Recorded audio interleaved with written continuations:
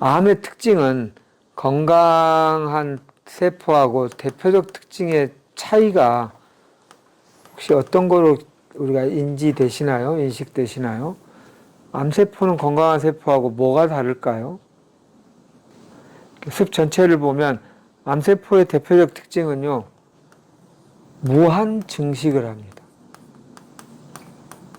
무한. 한도가 없게 숫자를 늘려. 하나, 둘, 넷, 여덟, 이렇게 쭉. 그것도 빠르게. 그에 비해서 정상하게 건강한 세포는 상식적인 문제도 이게 무한상식이 무한하지 않다는 걸 의미하잖아요. 우리 건강한 세포는 이렇게 됩니다. 엄마 뱃속에 있을 때 처음에 세포 한 개였죠. 수정란이라고. 란이었어요. 우리가 알이었잖아요. 기억은 안 나시겠지만 알이었어요, 우리. 그러다가 거기 하나, 둘, 넷, 여덟 이렇게 막 숫자를 늘려서 태어날 때까지 2조 개의 세포를 만든대요. 10달 동안에 2조 배만큼 숫자를 빠르게 막 늘린 다음에 태어나서 20세까지 성장한다고 할게요. 되게 60조라고 통상 하니까 20년 동안에 30배를 늘려요. 2조에서 30배 하면 60조잖아요. 그리고 그 이후로는 숫자를 더 이상 안 늘려요. 그게 정상세포의 건강한 주기라고 그래요. 확 빨랐다가 좀 천천히 갔다가 좀 멈추고.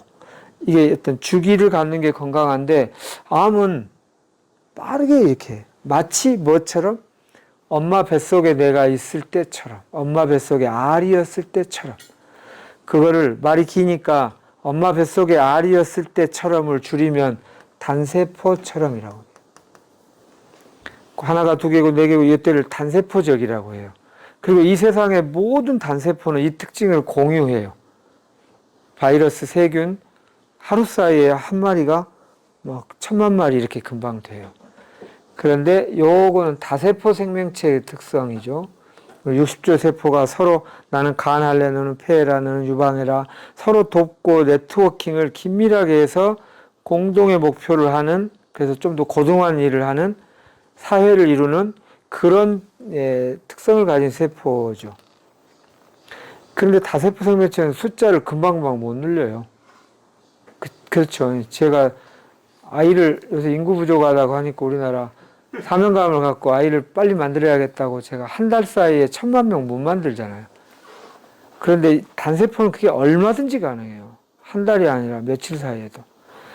이런 특징을 가진 게 암세포예요. 자, 이제 요 얘기를 하는 이유는, 그래서 암을 뭐라고 하냐면, 아까 뭐 생활습관병, 유전자의 스위치가 바뀐 병을 좀 우리말에 알아듣기 쉽게 얘기하면, 잘못된 임신 같다.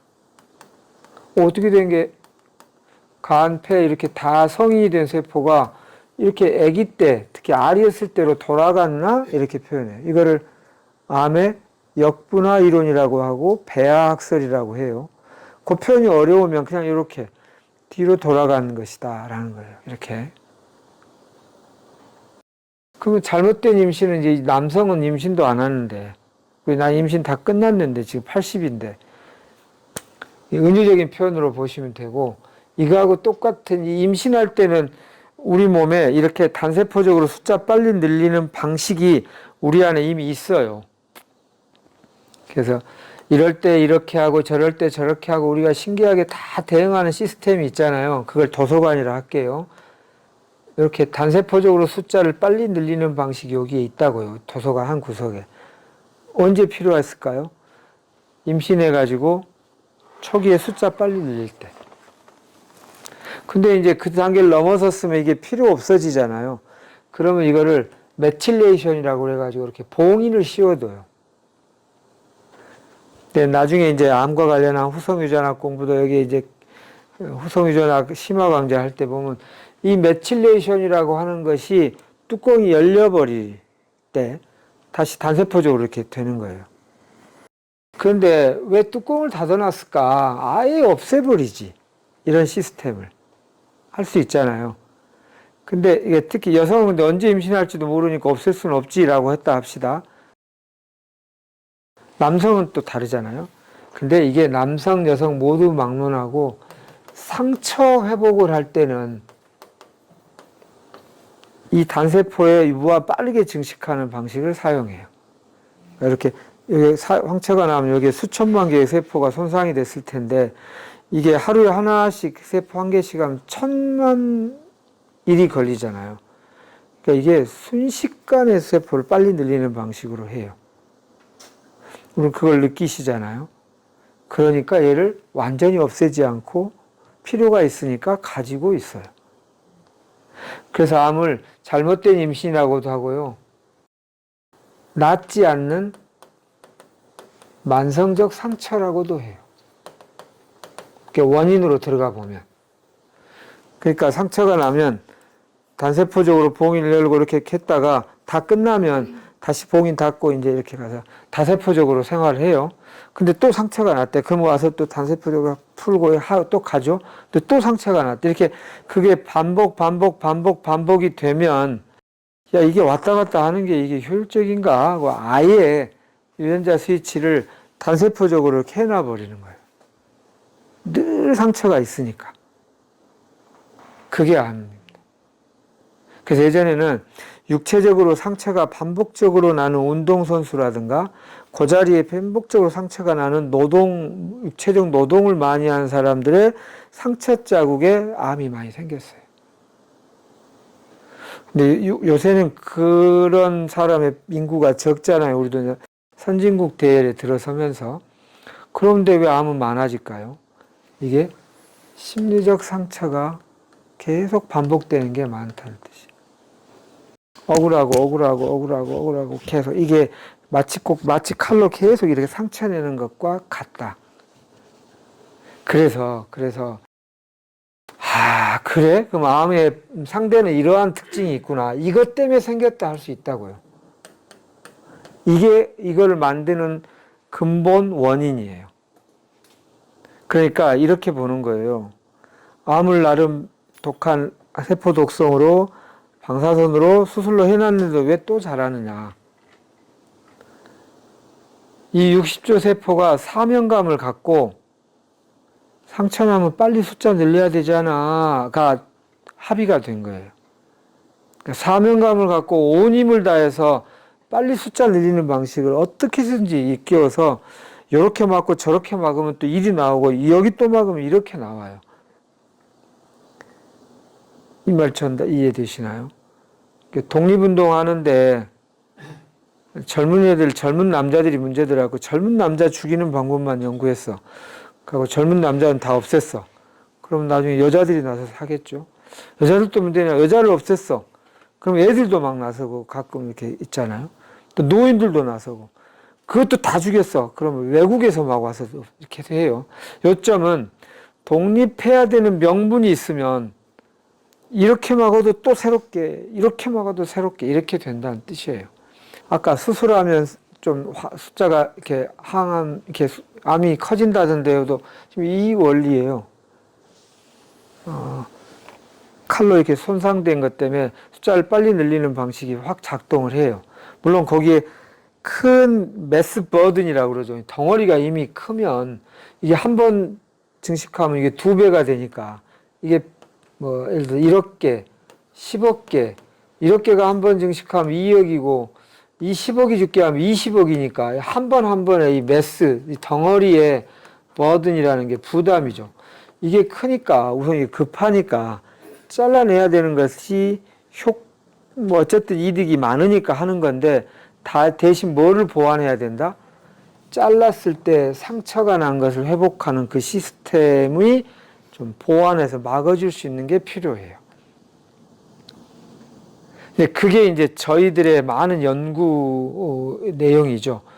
그랬을 때 무엇이 상처 회복할 때 이렇게 빠르게 하는데 영향을 미치나? 뭐 얍 경로다, 뭐 히포 경로를 억제하고 얍을 활성화시킨다, 뭐 AKT, mTOR 경로를 활성화시키면 그렇게 된다. 뭐 윈트 베타 카테닌 경로를 막으면 그렇다. 해지 호흡 경로를 막으면 그렇다. 뭐 노치 경로를 막으면 그렇다. 뭐 TGF 베타 경로를 막으면 그렇다. 이런 것들이 다 좀 나름 여러 가지 암과 관련한 논문을 보면 나와 있어요. 그거를 막는 단일 성분의 약도 있지만 천연물을 썼더니 훨씬 효과적이더라는 거예요. 그래서 이제 천연물 치료가 여기에 좋은 대안이 돼요.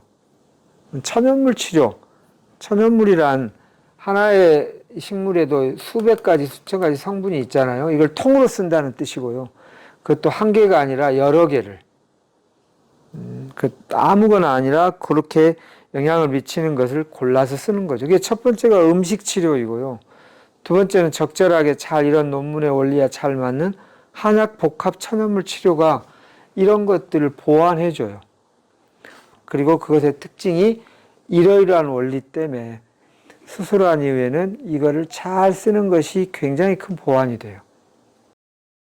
그래서 저도 이제 뭐 제 얘기로 들어가 보면 SCI라고 하는 게 국제 학술 논문지에 등급을 매기는 데 있어서 최상위예요. SCI 인용지수가 크고 영향력이 크고 공신력이 있는, 여기에 암 치료와 관련하여 천연물 관련한 걸 한 6편 정도 등재를 했어요.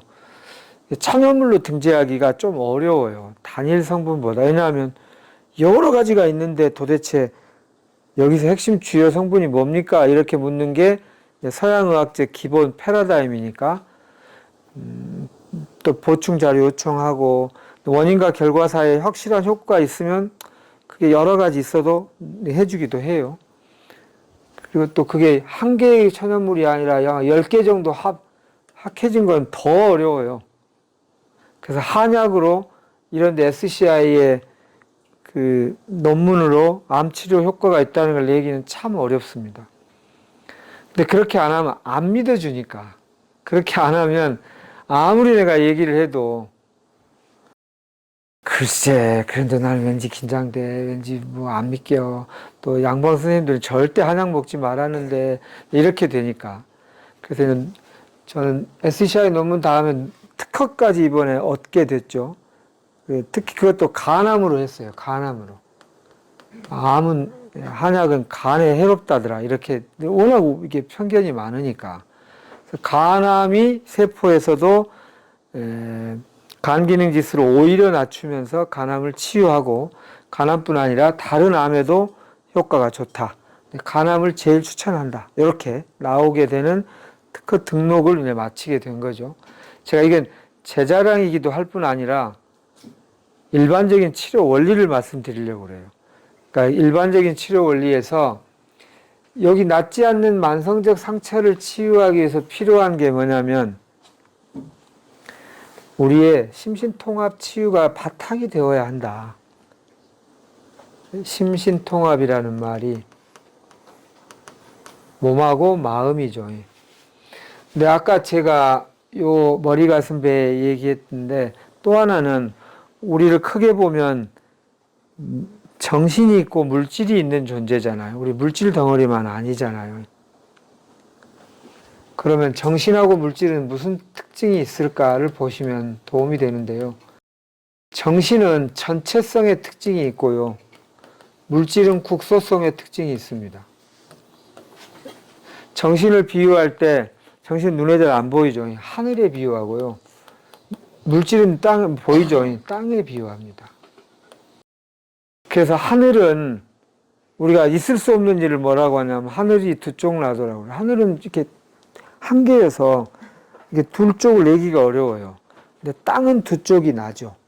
막 깊이 파고 이러면. 그래서 이제 정신이 전체성을 담보하는 훌륭한 의미가 있어요. 다만 좋기만 한 것만 있는 건 아니고요. 전체성이 있는 대신에 잘 변한다는 특징이 있어요. 잘 변한다가 좋은 의미로도 잘 변하고 나쁜 의미로도 잘 변해요. 물질은 여기에 국소성이 있어서 나한테 딱 맞는 걸 찾는 건 너무 운이 좋아야 찾아지는데 대신 여기 물질이 있으면 유지하는 힘이 좀 좋아요. 정신은 효과적이고 빠르게 변하는데 대신 유지하는 힘이 약해요. 정신은 전체성이 있어서 이 정신이 잘 이렇게 마음이 평화롭고 정신이 안정되면 이분은 좋아지셨다는데 저도 좋아질까요? 100% 좋아져요. 누구에게나 다 하나이니까. 근데 물질은 이 물질을 먹고 저 사람이 좋아졌다는데 저도 그 물질을 먹으면 좋아질까요는 그럴 수도 있고 아닐 수도 있어요. 그러니까 이렇게 있으면 여기 밑에 있는 흙의 성분이 여기 식물에 영향을 미치고 이러겠잖아요. 이 흙의 성분이 이 식물에 영향을 못 미치잖아요.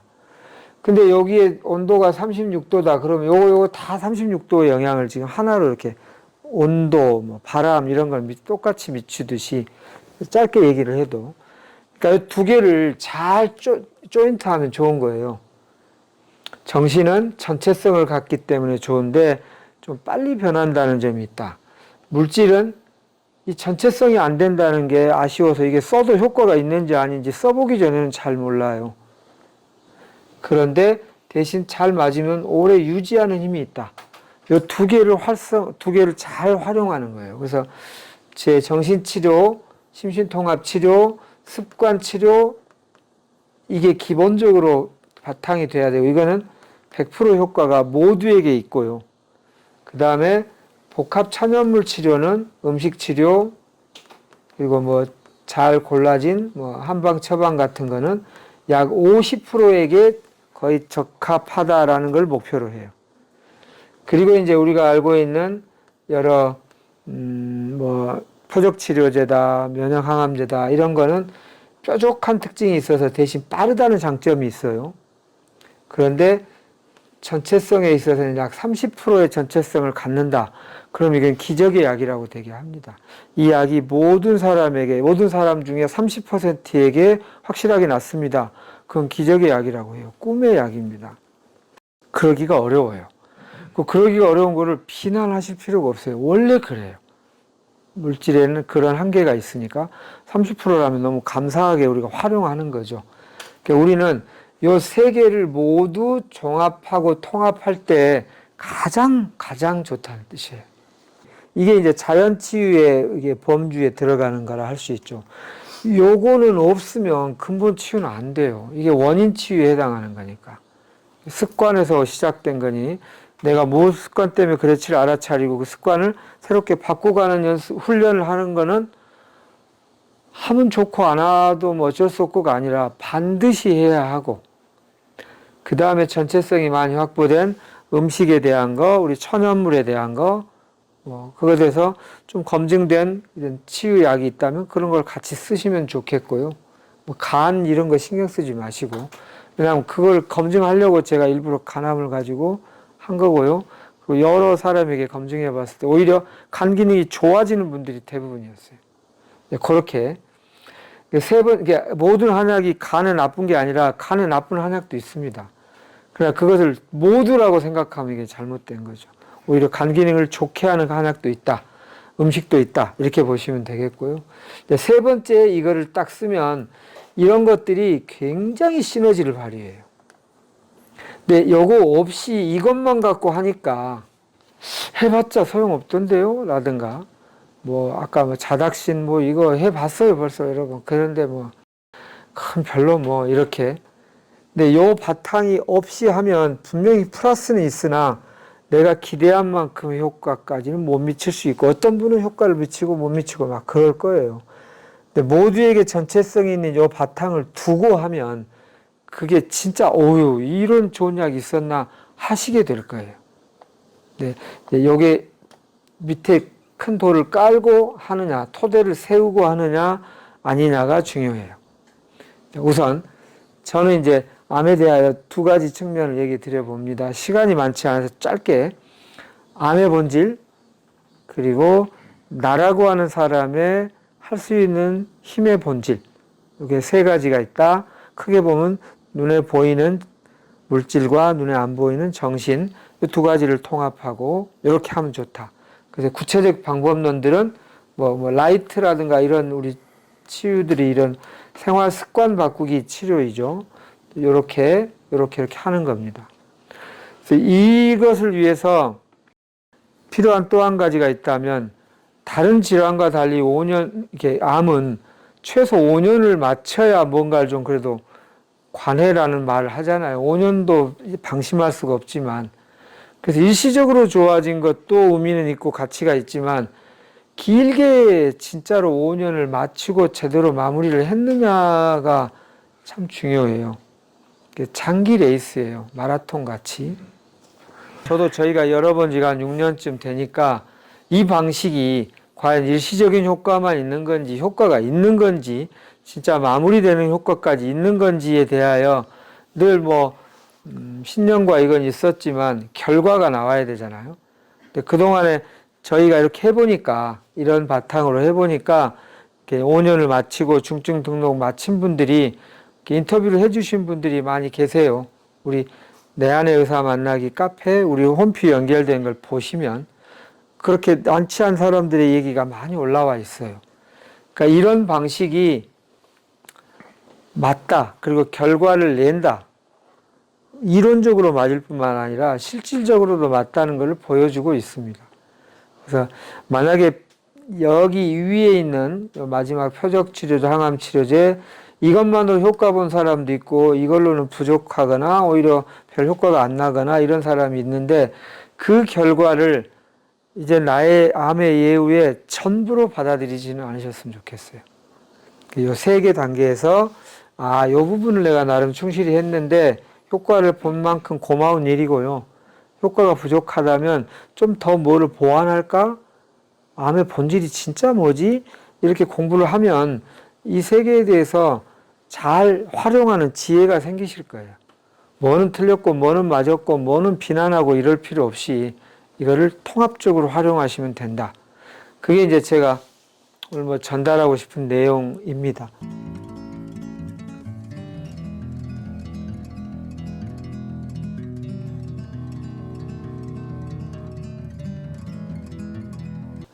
여기 내용도 이제 그 범주 안에서 생각하시면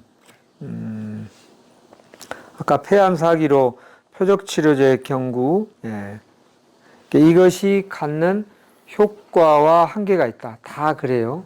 그러니까 정신치료도 효과가 있는 대신 한계도 있고 물질치료도 그러하듯이 표적치료제라고 하는 것이 완벽하게 내 암을 다시는 재발하지 않게 해준다고 하기는 어려워요. 아까 주로 이제 서양의학의 치료는 근거 중심이라고 하고 눈으로 보일 수 있게 해야 하고 그게 확실하게 결과가 나야 되고 이런 거가 있죠. 그래서 빠르게 효과를 내는 특징이 있어요. 그러나 종합적인 걸 하는 데는 좀 아쉬움이 있어요. 다시 말하면 뾰족한 치료예요. 뾰족하다는 것이 갖는 장단점이 있잖아요. 빠르고 정확하고 딱 거기에 표적을 잡아서 하는데 대신 암이 전체성 질환이기 때문에 주로 20대 젊은 친구들이 독립운동 하더라. 걔만 어떻게 없애는 걸 딱 20대 남자 했어. 확 줄었어. 이제 누가 독립운동 하려고 안 하네. 근데 좀 있으면 봤더니 이제 아까 애들도 하고 여자들도 하고 이렇게 되듯이 그게 내성입니다. 어쨌든 요 효용을 잘 활용하시고요. 이거를 보완하시면 됩니다. 일단 큰 범주로. 예. 좋아요. 그리고 환경 변화에 따라 기복이 심하다. 그것도 5년을 생각하시면 되겠어요. 오르락내리락 오르락내리락 하면서 생체의 변화는 이렇게 한다고 그러잖아요. 이렇게 변화하지 않고 막 이렇게 해서 결국 우상향한다고 하잖아요. 생체의 그래프도 다 이래요. 살아있는 것은, 정상적인 것은. 우리 몸은 브레이크하고 악셀이 꼭 하나씩 같이 있어요. 우리 몸에 암 유발 유전자하고 암 억제 유전자가 반반씩 있어요. 정밀주가 야속하지 않으세요? 왜 암 유발 유전자를 뒀냐고. 아까 상처 났을 때 암 유발 유전자하고 그거 비슷해요. 빨리 숫자 늘려야 될 때 필요하기 위해서 이렇게 대응하고 있는 거예요. 브레이크와 악셀. 이것의 균형이고 지금 나는 악셀과 브레이크에서 어느 쪽이 지나치게 기울어진 운동장이냐인 거죠. 그것들을 균형을 맞추자는 거고 이것이 성장 좋아지는 것도 이렇게 좋아지는 게 아니라 이렇게 좋아지면 누가 중간에 긴가민가 할 리가 없겠지만 이게 좋아지가 좀 더 떨어진 것 같고 그래 괜찮네 또 떨어진 것 같고 이건 절대 아니네 하고 이렇게 아닌가벼 이럴 수 있는데 이게 이렇게 가서 결국 이렇게 나중에 이렇게 갑니다. 그래서 일희일비하지 않는다도 중요합니다. 이게 우리의 원래 특성이니까 생명체 그 점도 참고하시면 좋겠습니다. 주열 얘기를 해서 주열이나 온열이나는 안으로 들이는 것은 외부에서 들어와서 도울 수 있다면 보너스로 좋은 거죠. 근데 이 말의 의미가 뭘 의미하는지는 잘 모르겠지만 이런 측면은 있다고 보여져요. 일부 동의되는 거는. 근데 주열을 계속 이렇게 있을 수는 없잖아요. 물론 작으니까 주열은 좀 더 그러긴 쉽지만 또 사회생활도 해야 하고 이러니까 그렇게 하면서도 여기에 따뜻한 온열을 할 수 있는 방법이 있다는 거죠. 그게 우리가 여기서 이제 배우고 있는 라이트나 뭐 이런 데서 배우는 호흡이나 명상입니다. 단전호흡이나 그쪽으로 하면 안이 데워져요. 계속. 호흡은 거의 1, 2분 사이도 끊임없이 하고 있잖아요. 이런 원리를 배우는 것은 밖에서 열을 주는 것 못지않게 중요하겠죠. 내 안에서 나를 늘 데울 수 있는 도구를 갖는 거니까. 그래서 이런 거를 배우고 익히는 것은 엄청난 가치가 있죠. 그러니까 뭐 그런 측면이라면 맞습니다라고 말할 수 있어요. 바깥에서 열을 받는 것 이외에 내 안에서 열을 낼 수 있는 방식을 배우고 익히시라 이 말씀 드리고 싶습니다. 그리고 1년 이상 치유에 전념이 힘들어서 직장 생활 하면서 하면 어떠냐라고 하는 거. 정말 아까 말씀하신 대로 이렇게 굉장히 생활 자체가 힘들면 어쩔 수 없이 그렇게 해야겠는데 웬만하면 전업치병을 하는 것이 이렇게 우리가 종합적인 무의식까지 변화하는 일, 이것을 하기 위해서는 효율적이다 이렇게 보여지고요. 그래도 해야 된다면 이제 좀 바깥 생활을 하면서도 거기에 바깥에 많은 자극이 있잖아요. 나를 스트레스 받게 하고 나를 과로하게 하고 그것들을 어떻게 하면 잘 대처하면서 할 수 있을지를 배우고 익힌 다음에 하시면 좋겠습니다. 근데 저희도 여기 하다가 복직하신 분도 있고 5년 마치고 복직하신 분이 좀 많긴 하지만 좀 그 중간에 복직을 하면서 이제 예전처럼 풀타임이 안 하고 조금 이렇게 하면서 과정을 겪는 분들의 사례들이 있어요. 바깥에 대응하는 법은 배우고 가시라 이 말씀 드리고 싶습니다. 예전처럼 하시면 정말 예전으로 돌아가실 가능성이 많아요. 그러니까 새롭게 습관을 견고하게 다진 다음에 가시라 이렇게 하고 싶고요. 그래 이제 요건 열이 날 때의 얘기입니다. 이 얘기는 제가 듀크 의과대학의 통합의학센터에 한 1년 정도 가 있었었는데요. 거기에 이제 의사들과 개업한 의사들끼리 일주일에 한 번씩 모여가지고 통합의학적 치료, 뭐 약초요법, 뭐 침 이런 거 막 얘기를 하더라고요. 그 중에 누군가가 열이 이렇게 초기에 감기, 몸살, 바이러스 이렇게 있을 때 오히려 덥게 이불을 뒤집어 쓰거나 따뜻한 거 먹게 하고 오히려 몸을 따뜻한 걸로 감싸게 하는 치료에 대하여 누가 효과가 좋은 것 같더라. 이렇게 얘기를 했어요.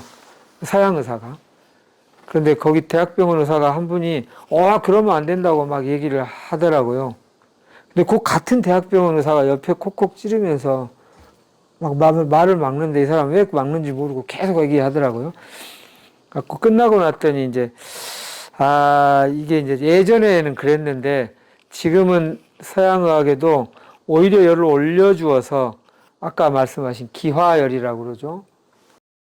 액체가 기체가 될 때 이게 물 마를 때 물이 샥 증발할 때가 시원해지잖아요. 그렇게 뺏어가는 이 열을 기체가 될 때, 기체화 될 때 뺏어가는 열을 기화열이라고 그래요. 이 열이 얼음 되는 것보다 훨씬 효과적이라는 거예요. 그리고 몸을 손상하지 않고, 그래서 가만히 있어. 이게 요새는 그게 옛날 얘기야. 막 이렇게, 거기서 그 사람은 좀 얼굴 빨개진 적이 있어요. 여기 이제 막 42도, 막 40도 넘어갈 때는 약간 아슬아슬하다. 단백질이 변성이 되면 단백질이고 우리의 호르몬 대사 전달 수단이 왜곡되니까. 그 전에는 오히려 열을 내서 땀을 내게 해가지고 하는 것이 오히려 그 열을 치료하는데 더 효과적이고 몸을 손상시키지 않는다라고 일반적으로 말합니다. 아직도 우리나라 의사 선생님들 중에도 그 두 가지 중에 이쪽을 받아들인 분도 있고 아닌 분도 있을 수 있어요. 그런 분하고 굳이 싸울 필요는 없고요. 다만 막 뜨겁게 했는데 땀이 안 난다. 그러면 이거 이제 점점 온도만 올라질 수 있어요. 밖을 따뜻하게 하는 요소는 만약에 이렇게 열이 났을 때 해열로 할 때는 땀이 나게 하려고 그러는 거예요. 땀이 나면 아주 효율적으로 독소도 빠져나가면서 하니까 이 차이는 좀 이해하셨으면 도움이 되겠습니다.